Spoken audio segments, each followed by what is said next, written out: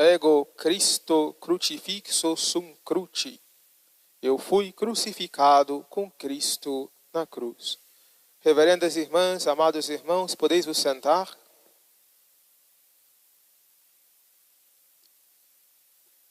Na Santa Missa, nas leituras que acabamos de escutar, impressiona-nos a beleza da temática abordada e, sobretudo, a coincidência desta leitura com a comemoração que hoje fazemos da impressão das chagas em São Francisco.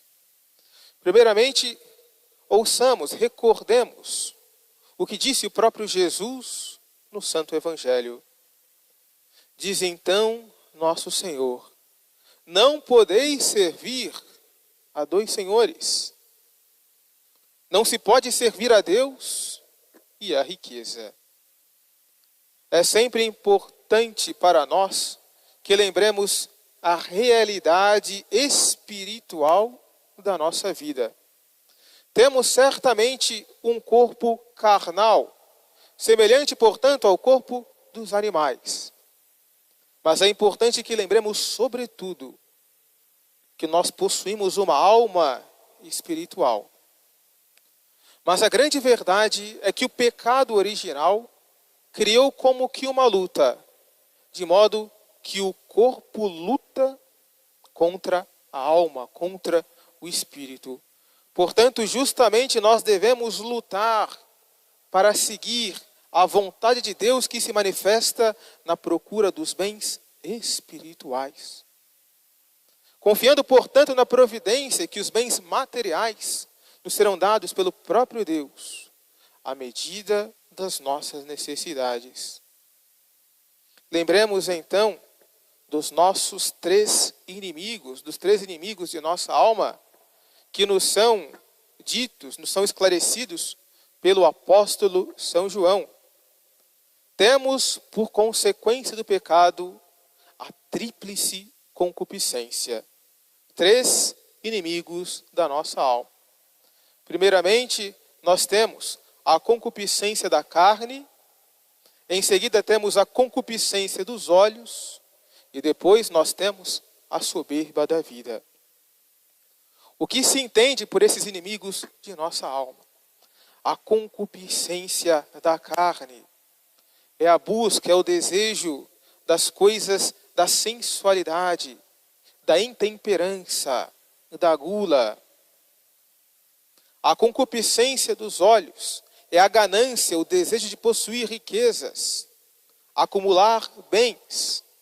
E a soberba da vida é justamente o orgulho, o amor próprio. Se nós seguirmos a essa concupiscência que está em nós como consequência do pecado, lembremos então o que diz o apóstolo São Paulo, quais são as obras da carne: idolatria, luxúria, rixa, rivalidades. Portanto, nós devemos lutar contra esses maus desejos, contra o desejo desenfreado dos bens terrenos. Para isso, o apóstolo São Paulo nos ensina o segredo para justamente vencer o pecado.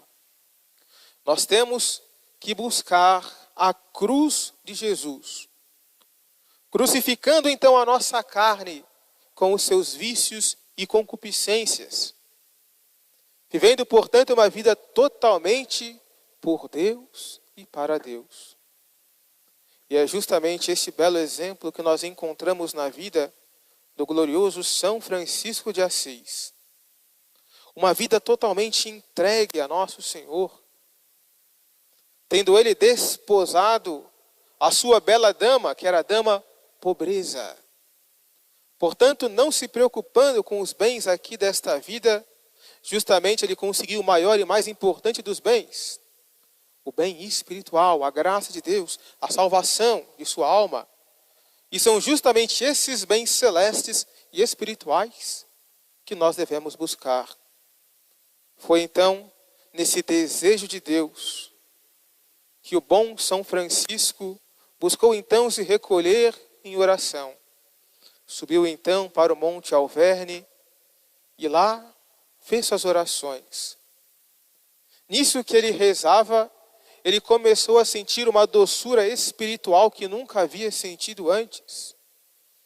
Nisso, buscou então conversar com o nosso Senhor, por meio de tamanha doçura que sentia a sua alma.